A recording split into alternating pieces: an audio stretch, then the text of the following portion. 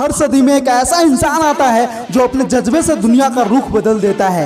एक ऐसा ब्रह्मचारी जिसने भगवत गीता के प्रिंसिपल्स अपनाकर leadership consultant, business coach and motivational speaker बने। अनफिट एज ए ट्रेनर बोल के कंपनी ने जिसको रिजेक्ट किया था, उनके लर्निंग्स अपनाकर आज कितने ही बिजनेस और स्टार्टअप्स अपने पैरों पे खड़े हो गए और आज लाखों करोड़ों में खेल रहे हैं।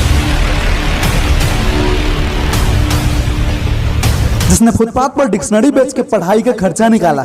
जी हाँ, मैं वही motivational speaker doctor Vivek Bindra के बारे में बात कर रहा हूँ, जिसने एक होपलेस एंड को एंडलेस होप में बदल दिया, एक ब्रेकडाउन को ब्रेक थ्रू बनाया, क्राई नहीं ट्राई करके दिखाया।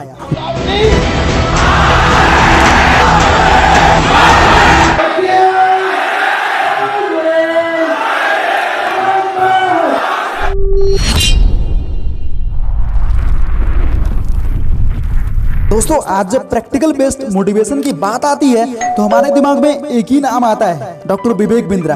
और आया भी क्यों ना, क्योंकि ये सच में एक मिसाल है जो अंदर से हिला देते हैं। लेकिन क्या आप जानते हैं इतने बड़े सक्सेस के पीछे कितना बड़ा स्ट्रगल छुपा है? कैसे गेम्स ने, कैसे भगवत गीता ने, और सबसे बड़ी बात मॉन्क यानी कि ब्रह्मचारी से लेके इतना बड़ा leadership consultant, business coach and CEO तक का सफर कैसा रहा, चलिए देखते हैं।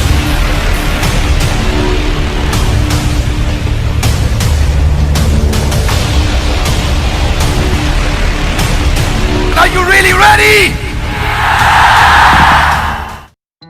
दोस्तों, इस कहानी की शुरुआत होती है जब विवेक बिंद्रा का जन्म उत्तर प्रदेश के लखनऊ में हुआ था। 2.5 साल की उम्र में ही उन्होंने अपने पिता को खो दिया। इतने छोटे उम्र से ही पिता का प्यार क्या होता है उन्हें महसूस ही नहीं हुआ।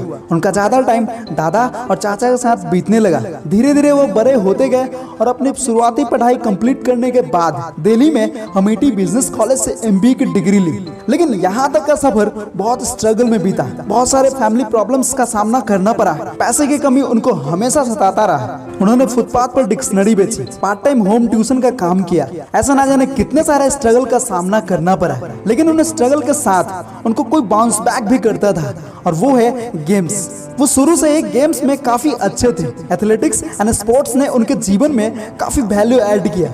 जब भी वो हारे हुए मैच को जीतते थे तो वो इस पूरी सिचुएशन को लाइफ से कंपेयर करते थे, और यहीं से उनका बाउंस बैक का कंसेप्ट निकल के सामने आया। पढ़ाई में भी काफी अच्छे स्टूडेंट थे। उन्होंने 16 साल की उम्र से ही एजुकेशन विद एंटरप्रेन्योरशिप का कंसेप्ट शुरू कर दिया, जहां से उनका कॉलेज खर्चा भी निकल जाते थे। लेकिन पैसे की कमी उनको कहां साथ छोड़ रहे थे। उनका सिलेक्शन लंदन बिजनेस स्कूल में हो गया था, लेकिन पैसे के वजह से वो वहां तक नहीं पहुंच पाए, और ये तकलीफ बहुत बड़ी थी। उन्होंने एक चीज समझा, असली भारत दिल्ली और मुंबई से बाहर है। उन्होंने ऐसे हजारों लोगों को महसूस किया जिनको ये तकलीफ थी। पढ़ना तो बहुत चाहते हैं, लेकिन पैसे की तंगी के कारण वहां तक पहुंच ही नहीं पा रहे हैं। उन्होंने इस तकलीफ को अपना मिशन बना लिया। लाखों करोड़ों रुपए खर्च करके बच्चे अच्छे कॉलेज में जाते हैं, जहां पर उनको 30-35 हजार पर काम कर रहे फैकल्टी से पढ़ना पड़ता है, और यहाँ तक भी पहुँचना सबके बस की बात नहीं होती। इसलिए उन्होंने ये सोचा, आगे चल के क्यों ना एक ऐसा प्लेटफॉर्म बनाया जाए जहाँ बच्चे कम खर्चे में वर्ल्ड के top class successful entrepreneurs, teachers से पढ़ पाए। और ये सपना उन्होंने आज सच करके दिखाया। उन्होंने बड़ाबिजनेस.com का एक ऐसा ऑनलाइन प्लेटफॉर्म तैयार किया जहां मिस्टर के mystery, CEO of SDFC limited, mister Alfred Ford, chairman of Ford Motors, Acharya Balakrishnan, chairman of Patanjali, ऐसे कितने सारे टॉप क्लास सक्सेसफुल एंटरप्रेन्योर्स बच्चे को प्रैक्टिकल एजुकेशन प्रोवाइड करते हैं, क्योंकि सिर्फ थ्योरी बेस्ड कन्वेंशनल क्लासेस से कुछ नहीं होने वाला है।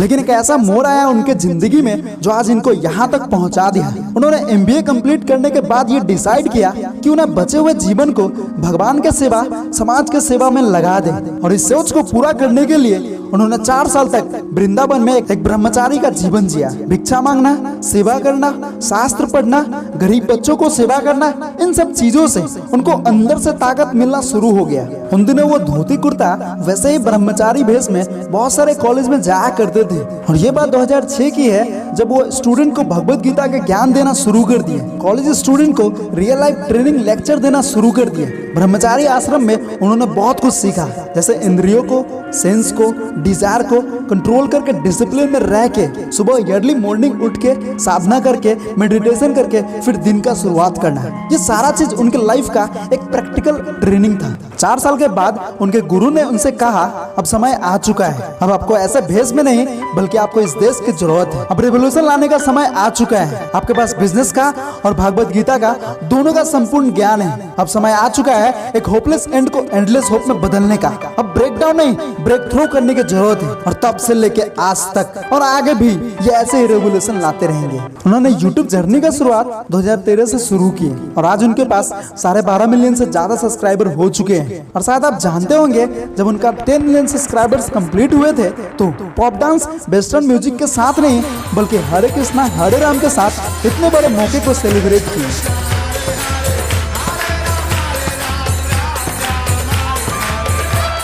वरना तो बड़ा आसान है, डीजे वाले बाबू मेरा गाना बजा दो, आओ गाना बजेगा, सब नाचेंगे ऐसा ऐसा। हम चाहते थे कि हम प्रोग्राम को स्पिरिचुअल रखें।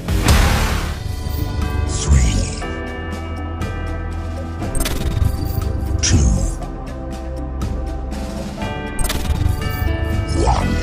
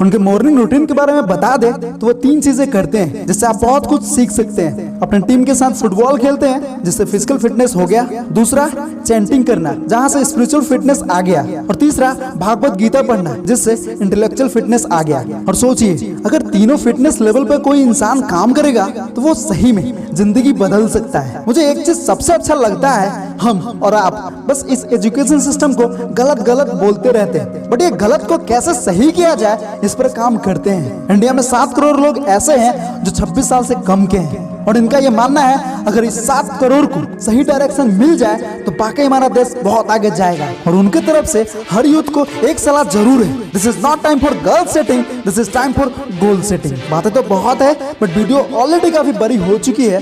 वीडियो अच्छा लगा हो तो लाइक कर देना और चैनल को भी सब्सक्राइब कर देना ताकि ऐसे वीडियो आपको मिलता रहे। वीडियो देखने के लिए आपको बहुत बहुत धन्यवाद।